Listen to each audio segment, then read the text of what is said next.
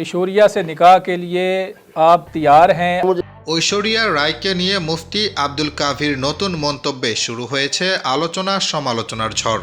ভারত পাকিস্তান সীমান্ত নিয়ে রাজনৈতিক টানাপোড়েন তো বহুদিনের, কিন্তু এবার সেই উত্তাপ ছড়িয়ে পড়েছে একেবারে বিনোদন দুনিয়ায়। বলিউড তারকা ঐশ্বরিয়া রায় বচ্চনকে বিয়ে করার ইচ্ছা প্রকাশ করে আবারও আলোচনার শীর্ষে উঠেছেন পাকিস্তানের বিতর্কিত ধর্মীয় ব্যক্তিত্ব মুফতি আব্দুল কাভি। এক সাম্প্রতিক পডকাস্টে তিনি এমন দাবি করে বসেন, যা দুদেশের মনোরঞ্জন প্রেমীদের চোখ কপালে তুলে দিয়েছে।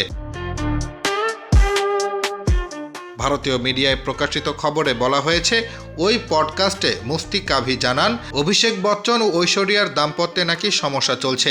এ তথ্য তার জানা আছে। এরপরই তার বিস্ফোরক মন্তব্য, যদি সত্যিই তাদের বিচ্ছেদ হয়ে যায় তাহলে ঐশ্বরিয়া নিজেই আমাকে বিয়ের প্রস্তাব পাঠাবেন। যদিও পরে তিনি যোগ করেন, বিচ্ছেদ হোক এমন ইচ্ছা তার নেই, কিন্তু যদি পরিস্থিতি এমন জায়গায় যায় তবে নাকি যোগাযোগ আসবেই। সঞ্চালক তখন প্রশ্ন তোলেন, একজন অমুসলিম নারীকে তিনি বিয়ে করবেন কিভাবে?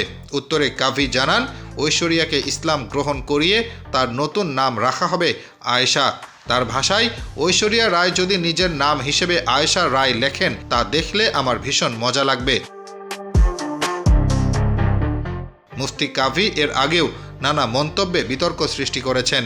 ঐশ্বরিয়াকে নিয়ে মন্তব্য করার আগে তিনি রাখি সাওয়ান্ত সম্পর্কেও দাবি করেছিলেন যে তার উপদেশে নাকি রাখি ধর্ম পরিবর্তন করে ফাতিমা নাম নিয়েছেন।